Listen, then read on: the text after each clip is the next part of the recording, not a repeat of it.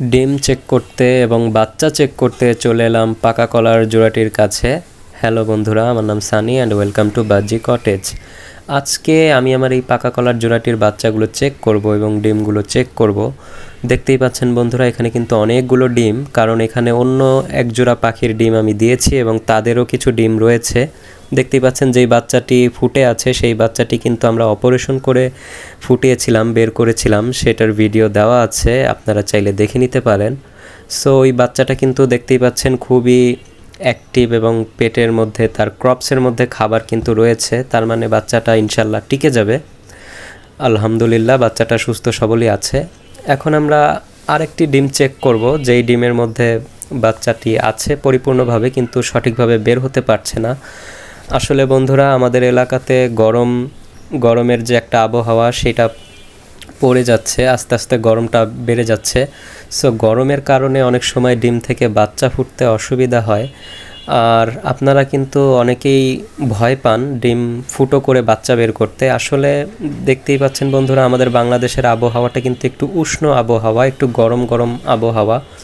শীতকালে যেরকম বাচ্চা হয় কিন্তু গরমকালে কিন্তু বাচ্চাটা একটু কম হয়। দেখতেই পাচ্ছেন আমি কিন্তু লাইট দিয়ে চেক করছি বাচ্চাটির মুখটি কোথায়। তো আমি মুখটি দেখে তখন আমি ফুটোটা করতে পারবো আর কি।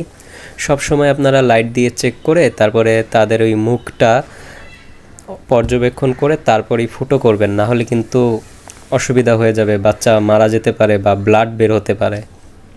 সো আমি যেটা বলতে চাচ্ছিলাম যে দেখেন, অনেক সময় বাচ্চাগুলো কিন্তু সবগুলো ফুটে বের হতে পারে না। একটা বাজরিগার পাখি 6টা ডিম পারছে, 6টার মধ্যে অনেক সময় 4টা ডিম ফুটছে আর বাকি 2টা ডিম ফুটে নেয়, বা 3টা ডিম ফুটছে বাকি 3টা ডিম ফুটে নেয়। এখন ওই 3টা ডিম, যেই 3টা ডিম ফুটলো না সেই 3টা ডিমকেও আপনারা চাইলে বাঁচাতে পারবেন গরমকালে। সেটা কিভাবে? সেটা হচ্ছে যে যখন বাজরিগার পাখি ডিমগুলো পারবে, প্রথম যেই ডিমটা পারবে সেই ডিমটা আপনি তারিখ দিয়ে দিবেন যে অত তারিখে সে ডিমটা পারছে। এতে হবে কি, আপনি জানবেন যে ঠিক 16 থেকে 18 দিনের মধ্যে বাচ্চাটি যেহেতু ফুটে বের হয়, ঠিক 16 থেকে 18তম দিনে গিয়ে আপনারা সেই ডিমটি চেক করতে পারবেন যে ভিতরে বাচ্চাটা পরিপক্ক হয়েছে কি না। সো পরিপক্ক হলে আপনারা একটু ফুটো করে দেবেন তার মুখের আশেপাশে, যাতে সে অক্সিজেনটা নিতে পারে এবং তার শরীরে যাতে শক্তিটা সে পায়। দেখতেই পাচ্ছেন বন্ধুরা, আমার এই বাচ্চাটি কিন্তু অক্সিজেন পেয়েছে এবং সে কিন্তু হা করে নিঃশ্বাস নিচ্ছে। সো আমার মনে হয় সে কিন্তু ইনশাল্লাহ সেও সুস্থ সবলভাবে বের হতে পারবে ডিম থেকে। যেহেতু আমি তার মুখটা ফুটো করে দিয়েছি, আমি তাকে এভাবেই হাঁড়ির মধ্যে রেখে দেব। 6 ঘন্টা পরে এসে আমি আবার চেক করব। সো আপনারা হয়তোবা অনেকেই ভয় পান যে বাচ্চা মারা যাবে কি না এভাবে বড় করলে। আসলে উল্টো যদি আপনারা ডিমটা চেক না করেন, ডিমটা যদি ফুটো করে না দেন, উল্টো আরও ডিমের মধ্যে ভিতরেও আরও মারা যাবে।